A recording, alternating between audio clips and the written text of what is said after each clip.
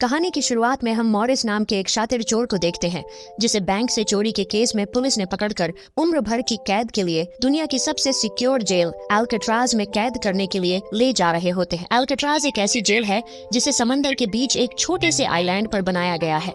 यानी अगर कोई कैदी जेल तोड़कर बाहर भी आता है तब भी वो भाग नहीं सकता, क्योंकि आगे उसका रास्ता पानी रोक लेता है। इसीलिए इस जेल को दुनिया का सबसे सिक्योर जेल का दर्जा हासिल था। यहाँ सिर्फ दुनिया के टॉप क्रिमिनल्स को रखा जाता। लेकिन जल्द ही इस जेल का रुतबा मिट्टी में मिलने वाला था, क्योंकि अब इस जेल में एंट्री हो चुकी थी फ्रैंक मॉरिस नाम के एक शातिर चोर की, जो पहले भी कई बार जेल तोड़कर भाग चुका है। लेकिन इस बार मॉरिस थोड़ा घबरा गया, क्योंकि ये जेल बहुत ही ज्यादा सिक्योर थी। मगर मॉरिस को यहाँ अपनी पूरी जिंदगी बिल्कुल भी नहीं बितानी थी। वो जल्द से जल्द इस जेल से भागना चाहता था। जेल में एंटर होते ही मॉरिस भाग जाने का सोचने लगा। मॉरिस को सर से पांव तक फुल चेकिंग करके उसे एक सेल में लॉक किया जाता है। एक गार्ड आकर मॉरिस कहता है, वेलकम टू अल्काट्राज, और यहाँ से होती है असली कहानी शुरू। तभी अचानक एक बेल बजती है और सभी सेल के गेट्स ऑटोमेटिकली खुल जाते हैं। अफसर कैदियों को बाहर बुलाते हैं। इस जेल का डिसिप्लिन भी बहुत सख्त है। कैदियों को साफ सफाई और अपने टाइम पर सेल में जाने के रूल्स को फॉलो करना होता है। सब एक जैसा यूनिफॉर्म पहनकर लाइन में ब्रेकफास्ट खाने आ जाते हैं। मॉरिस के सामने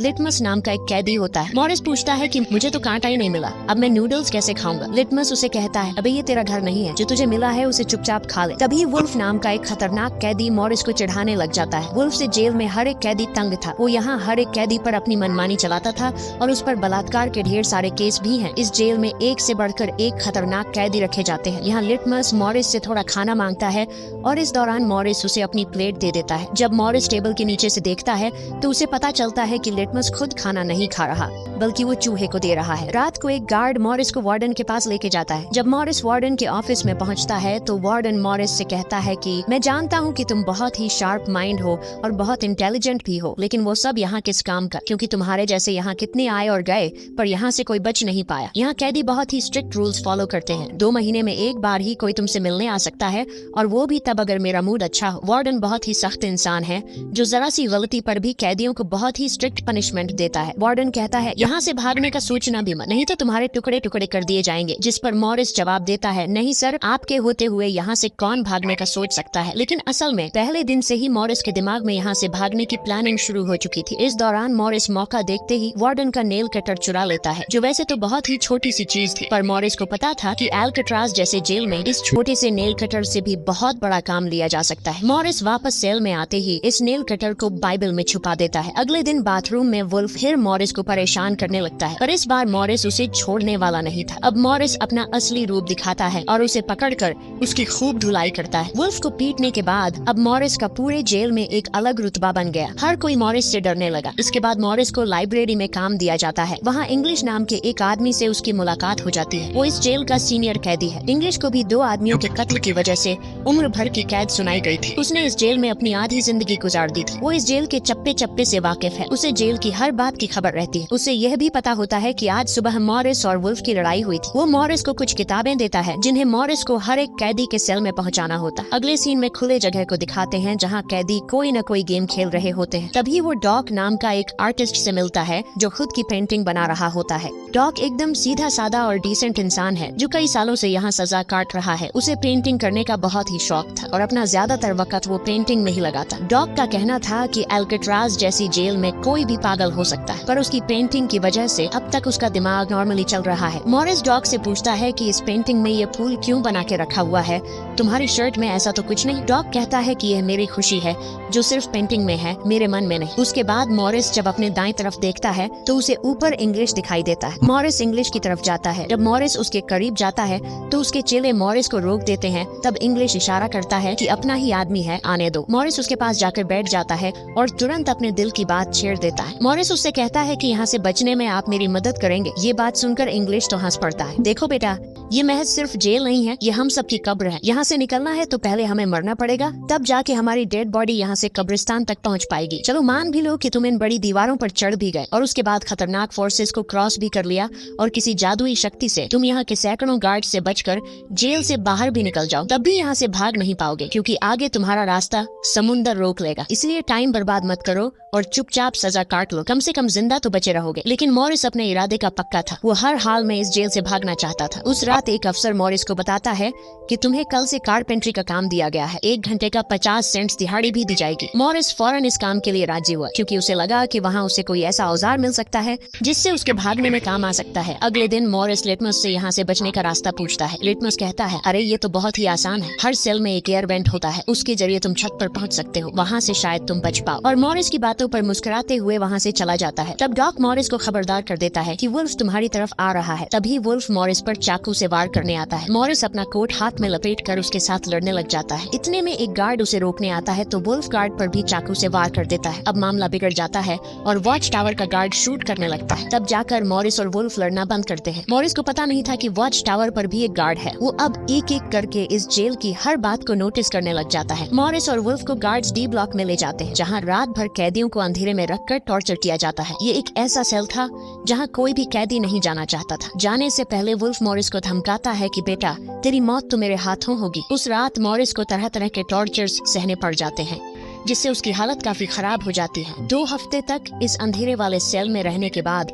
उसे वापस उसके सेल में लेके आते हैं, जहां लिटमस अपने पालतू चूहे से मॉरिस को एक नोट भेजता है जिसमें लिखा होता है, वेलकम बैक मॉरिस। एक दिन चार्ली नाम का एक नया कैदी आता है जिसे मॉरिस के पास वाले सेल में रखा जाता है। मॉरिस और चार्ली में जल्दी दोस्ती हो जाती है। मॉरिस फिर उसे अपने दूसरे दोस्तों से भी मिलवाता है। उसी समय वार्डन बिना किसी को बताए हर एक कैदी के सेल को चेक करता है। जब वो डॉक के सेल में जाता है तो डॉक के सेल में उसके बनाए हुए कई पेंटिंग्स होते हैं। वार्डन हैरान रह जाता है कि दिन ब दिन उसकी पेंटिंग तो बढ़ती जा रही है। डॉक ने वार्डन की पेंटिंग भी बना के रखी होती है। उसे देखकर वार्डन मुस्कुराने लग जाता है, लेकिन पता नहीं क्यों। अगले दिन वार्डन डॉक के सेल में बनाई गई सभी पेंटिंग्स को बाहर फेंकने का गार्ड्स को ऑर्डर देता है। वार्डन के इस फैसले ने डॉक को अंदर से पूरी तरह तोड़ दिया, क्योंकि डॉक सिर्फ अपनी पेंटिंग के ही सहारे जिंदा था। वो अपनी हर एक बनाए हुए पेंटिंग से बहुत प्यार करता था, क्योंकि यहाँ उसकी सिर्फ एक ही खुशी थी और वो भी उस बेचारे से छीन ली गई। मॉरिस उसे समझाता है कि कोई बात नहीं, वो सिर्फ पेंटिंग ही तो थी, तुम और भी बना सकते हो। लेकिन डॉक इस सदमे से बाहर नहीं आ पा रहा था। अगले दिन उसे देखकर मॉरिस गार्ड से कहता है कि प्लीज डॉक पर नजर रखिए, वो बहुत ही परेशान दिख रहा है, कहीं वो खुद को नुकसान न पहुंचा ले। फिर गार्ड मॉरिस को कहता है, तुम अपने काम से काम रखो। डॉक को भी मॉरिस के साथ कारपेंटर का काम दिया जाता है। तभी डॉक छुपकर मॉरिस की जेब में कुछ रख देता है। उसके बाद वो एक गार्ड को बुलाता है और कारपेंटरी के लिए दी गई कुल्हाड़ी से अपनी 3 उंगलियां काट लेता है और कहता है कि जिन उंगलियों से मैं पेंट नहीं कर सकता उनकी मुझे जरूरत नहीं है। यह कहकर वो चिल्लाने लग जाता है। तब गार्ड उसे पकड़ कर ले जाते हैं। मॉरिस देखता है कि डॉक ने उसके कोट में वही फूल डाल दिया है जिससे उसने अपनी पेंटिंग बनाई थी। शायद वो मॉरिस को बताना चाहता है कि इन लोगों ने मेरी खुशी मुझसे छीन ली। मॉरिस डॉक की कटी हुई उंगलियां उठाकर एक डिब्बे में डालता है और गार्ड को देखकर कहता है कि जाओ अपने वार्डन को दे दो, वो इसे देखकर बहुत खुश होगा। अगले दिन मॉरिस अपने सेल में बैठा होता है। तभी वो देखता है कि एक कॉकरोच एयर वेंट के अंदर जा रहा है, जिससे उसे अंदाजा हो जाता है कि यहाँ से बाहर जाने का कोई रास्ता जरूर होगा। इतने में इंग्लिश आकर बताता है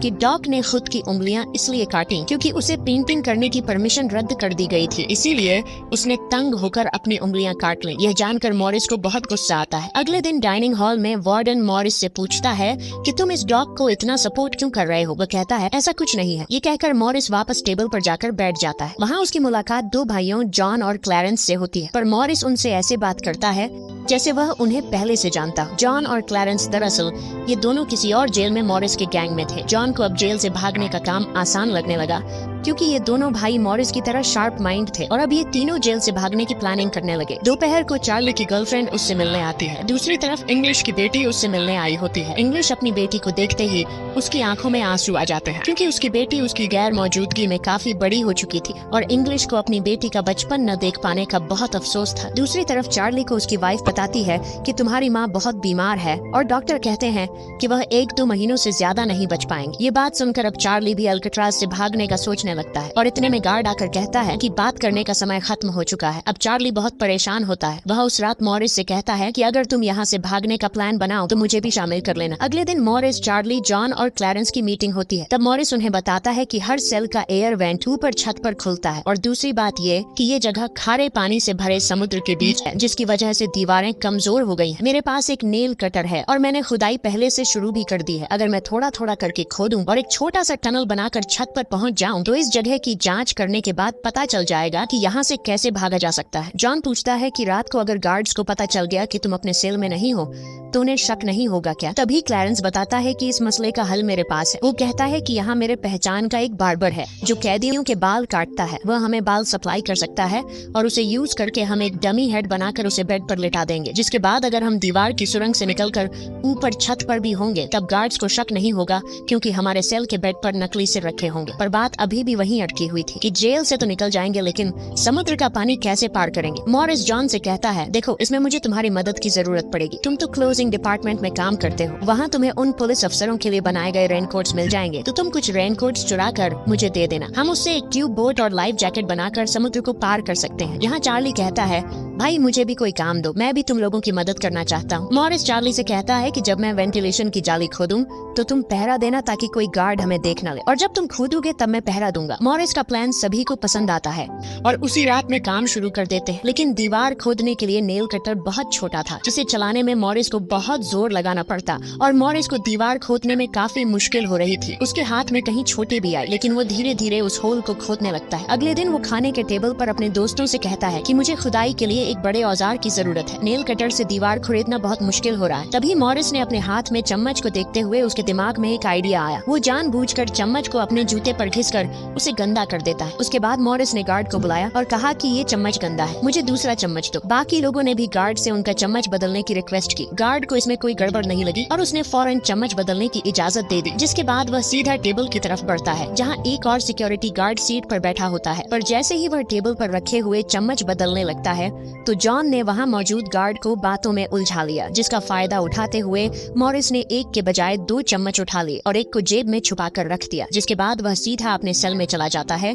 रात को इंग्लिश उसे बुक देने आता है तो मॉरिस पूछता है कि क्या यहाँ पर वेल्डिंग करने वाला कोई इक्विपमेंट मिलेगा? इंग्लिश समझ जाता है कि मॉरिस के सिर पर अब भी जेल से भाग निकलने का भूत सवार है। वह कहता है कि मैं तुम्हें पहले भी बता चुका हूँ कि तुम्हारी कोशिश बेकार हो जाएगी क्योंकि तुम पकड़े जाओगे और शायद अपनी जान भी गंवा दोगे। इतने सालों में मुझे कभी भागने का ख्याल नहीं आया क्योंकि मैं जानता हूँ ये इम्पॉसिबल है, लेकिन तुम जिद्दी हो तो मैं क्या कर सकता हूँ, करो कोशिश। लेकिन मॉरिस को उसकी वार्निंग का कोई फर्क नहीं पड़ता। वह अगले दिन लिटमस से माचिस मांगता है और कहता है कि अगर आप मेरी मदद करेंगे तो मैं आपके चूहे को अपने हिस्से का खाना हर रोज दूंगा। लिटमस खुश होकर ये डील मान जाता है क्योंकि लिटमस को चूहा बहुत पसंद था। उसी रात लिटमस मॉरिस को अपने माचिस पास कराता है। मॉरिस नेल कटर के एक हैंडल को निकालता है जिससे वह एक छोटा सा बेलचा बनाने जा रहा होता है। फिर वह चम्मच को तोड़कर नेल कटर की हैंडल से जोड़ लेता है। फिर माचिस चलाकर दोनों को अच्छी तरह से वेल्ड करके एक नुकीला औजार तैयार कर लेता है। बस फिर क्या था, वो वेंट के चारों ओर खुदाई शुरू करता है। चार्ली पहरा देता है। अगर कोई गार्ड उस तरफ आया तो वह तुरंत सीटी मारकर मॉरिस को सिग्नल देगा, पर पहरा देते देते चार्ली की आंख लग जाती है और तभी वहाँ पर एक गार्ड आता है। पर खुशकिस्मती से एन वक्त पर इंग्लिश ने बीच में आकर उस गार्ड का ध्यान भटकाया और दूसरी तरफ इंग्लिश की बातचीत सुनते हुए चार्ली की भी आंख खुल गई, लेकिन टेंशन में वो सीटी भी नहीं मार पाता, जिसके बाद वह कोई चीज गिरा देता है तो मॉरिस उसका इशारा समझकर वेंट को कवर करके बेड पर लेट जाता है। गार्ड पूछता है कि यहाँ कुछ जलने की स्मेल आ रही है। मॉरिस कहता है, सर आपके रहते मजाल है कि कोई स्मोक करेगा, मुझे तो कोई बू नहीं आ रही है। उस गार्ड को भी ठंडक पहुँचती कि चलो कोई तो मेरी कदर करता है। उसके जाते ही मॉरिस वेंट के चारों ओर कंक्रीट निकाल देता है, लेकिन वो देखता है कि वेंटिलेशन जाली के साथ पेच भी घुसे गए हैं जिसे काटने के लिए कोई शार्प औजार लगेगा। इस दौरान मॉरिस को जब भी बाहर जाने का मौका मिलता तब वह ग्रिल से निकली हुई सीमेंट को चुपचाप बाहर गिरा देता। अगले दिन कारपेंटर का काम करते हुए वह एक मेटल उठा लेता है जो चाकू की तरह शार्प है, लेकिन चार्ली उसे कहता है कि मेटल डिटेक्टर से बचकर तुम्हें इसे बाहर कैसे लेके जाओगे। मॉरिस बहुत ही कॉन्फिडेंस से कहता है कि वो सब मैं देख लूंगा। जब मॉरिस बाहर जाता है तो दरवाजे पर मेटल डिटेक्टर बजने लगता है। दरअसल मॉरिस मेटल को हाथ में उठा लाया था। गार्ड पूछता है कि ये क्यों लेके जा रहे हो? मॉरिस कहता है, सर वो मैंने सोचा कि कपड़े टांगने के लिए इसे यूज करूंगा। गार्ड कहता है, ज्यादा होशियार मत बनो और वो मुझे दे दो। ये कहकर गार्ड वो मेटल उससे ले लेता है और मॉरिस को पूरी तरह चेक करके जाने देता है, लेकिन अपना हीरो तो हीरो है। दरअसल उसने 2 मेटल चुराए थे, एक हाथ में लाया था और दूसरा शूज में छुपा के रखा हुआ था। उस शार्प मेटल से वह ग्रिल को काट लेता है। अब बारी आती है गार्ड्स को चकमा देने के लिए नकली सिर बनाने का, जिसके लिए ये चारों अपनी जिम्मेदारी का काम करते हैं। चार्ली गार्ड से थोड़ा पेंट मंगवाता है। वो गार्ड से कहता है कि मुझे आर्ट बनाने का शौक है। गार्ड भी इनकार नहीं करता और पेंट उसको ला कर दे देता है। मॉरिस उस होल से निकाले गए कंक्रीट को पीसकर एक पाउडर बनाता है। जॉन नाई की दुकान से बाल इकट्ठा करके लाता है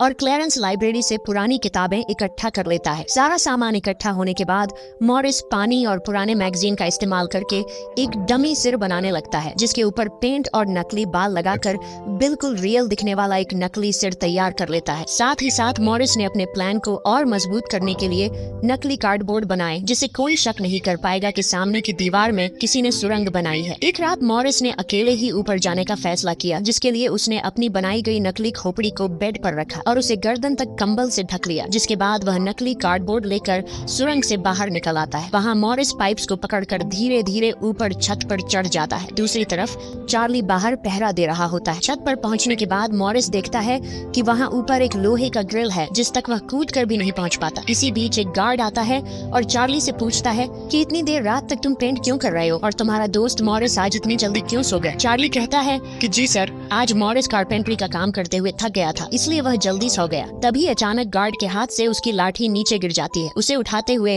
वो देखता है कि मॉरिस के बाल बहुत अजीब दिख रहे हैं। अब चार्ली डर के मारे कांपने लगता है कि आज तो काम से गए। गार्ड मॉरिस के सेल के अंदर हाथ घुसाकर उसके बाल टच करता है तो मॉरिस पूछता है, क्या हुआ सर, मेरे बाल इतने खूबसूरत हैं क्या? लकीली एन वक्त पर मॉरिस नीचे आकर वहाँ लेट गया था। अगले दिन मॉरिस अपने साथियों को बताता है कि छत पर एक रास्ता है, लेकिन उसे एक ग्रिल से बांध के रखा हुआ है और वह ग्रिल बहुत ऊंचाई पर है। मुझे एक और साथी की मदद चाहिए। तब जॉन कहता है कि मैंने अपना वेंट पूरी तरह खोद दिया है, आज रात मैं भी वहाँ पहुँच जाऊंगा, दोनों मिलकर ग्रिल को खोलेंगे। उसी रात मॉरिस और जॉन अपने वेंट्स के जरिए छत पर पहुँच जाते हैं। जॉन मॉरिस को उठाता है और मॉरिस ग्रिल को पकड़ लेता है। जॉन देखता है कि यह लोहे का ग्रिल बहुत ही मजबूत है और उसे पूरी तरह से वेल्ड किया गया है। उसे निकालने का एक ही रास्ता है और वह है इसे ड्रिल मशीन से काटना। अगले दिन म्यूजिक क्लास में सभी अपनी अपनी मर्जी का इंस्ट्रूमेंट बजा रहे होते हैं। तभी मॉरिस की नजर वहाँ रखे एक छोटे से पंखे पर पड़ती है, जिसे देखकर मॉरिस को लगता है कि वह इस पर काम करके एक ड्रिल मशीन बना सकता है, जिसके लिए वह चार्ली से कहता है कि तुम किसी तरह करके इस पंखे को यहाँ से छुपा लो। चार्ली बड़ी आसानी से इस छोटे से पंखे को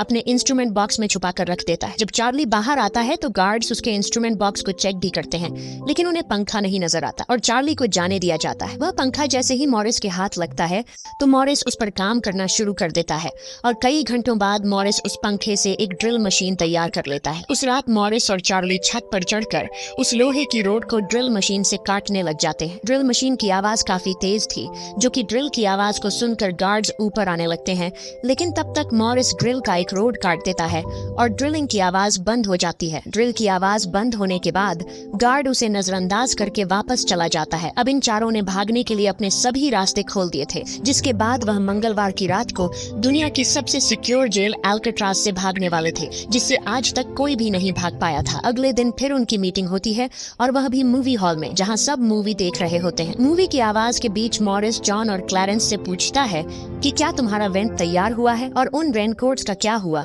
जिससे हम ट्यूब बोट्स और लाइफ जैकेट्स बनाने वाले थे। वह बताते हैं कि सब तैयार है, हमारा डमी सिर भी एकदम रेडी है, बस बच निकलने की देरी है। अगली सुबह नाश्ते के दौरान मॉरिस ने डॉग के दिए हुए फूल को टेबल पर रखा। वार्डन ने जब इस फूल को देखा तो वार्डन उनकी टेबल पर आकर वहाँ रखे हुए फूल को मसल देता है। ये देखकर लिटमस को बहुत गुस्सा आता है, क्योंकि ये फूल डॉग का फेवरेट था और डॉग मर चुका था। लिटमस तो गुस्से में उस पर हमला करता है कि एक तो तुमने डॉग को मार दिया और दूसरी तरफ तुम उसकी दी गई एक छोटी सी निशानी को भी नहीं छोड़ रहे हो। लेकिन जैसे ही वह वार्डन पर हमला करता है, उसे अचानक हार्ट अटैक आ जाता है और वह नीचे गिर पड़ता है। मॉरिस को वार्डन पर बहुत गुस्सा आता है और चारों उसी रात बच निकलने का फैसला करते हैं। मॉरिस आधी रात का इंतजार कर रहा होता है ताकि गार्ड्स का पहरा जरा कमजोर हो जाए तो हम आसानी से बच निकल पाएंगे। तभी मॉरिस के सेल में इंग्लिश उसे कुछ बुक्स देता है तो मॉरिस कहता है कि आखिरी बार तुमसे हाथ मिलाना चाहता हूँ। इंग्लिश समझ जाता है कि मॉरिस ने यहाँ से बचने का पक्का प्लान बना लिया है। वह चुपचाप यहाँ से चला जाता है, लेकिन फिर जो होता है वह मॉरिस ने बिल्कुल भी नहीं सोचा था। वार्डन अचानक उसके सेल को चेक करने आता है, जैसे वार्डन को किसी ने उसके प्लान के बारे में बता दिया हो। मॉरिस बहुत ज्यादा घबरा जाता है, क्योंकि इतने महीनों की मेहनत के बाद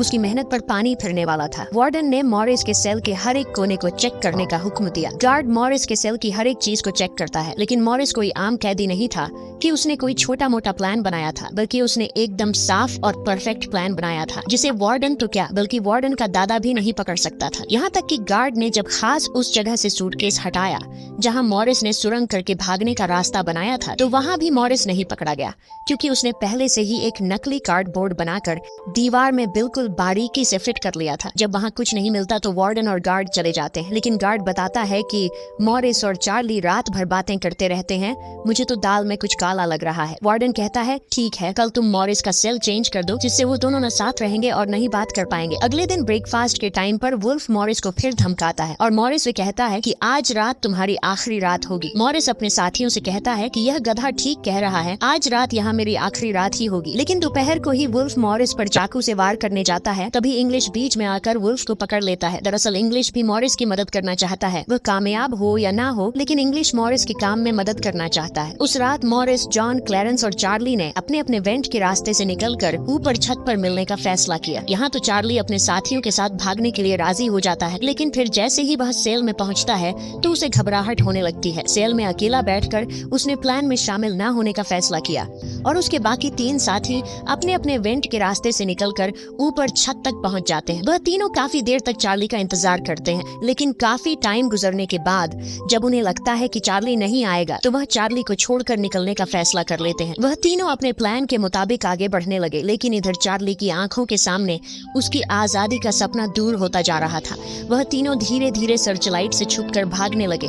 इस तरह से वह छुप छुप कर बिल्डिंग के एंड पर पहुंच जाते हैं। तभी सेल में बैठे चार्ली के दिल में जोश आता है और वह भी भागने का इरादा कर लेता है। वह अपने वेंट के रास्ते से निकलकर ऊपर छत तक पहुंच जाता है, लेकिन अब बहुत देर हो चुकी थी क्योंकि वह अकेला वहां ऊपर के उस दरवाजे तक नहीं पहुंच पा रहा था। यानी उसने अपनी आजादी का मौका डर की वजह से गंवा दिया।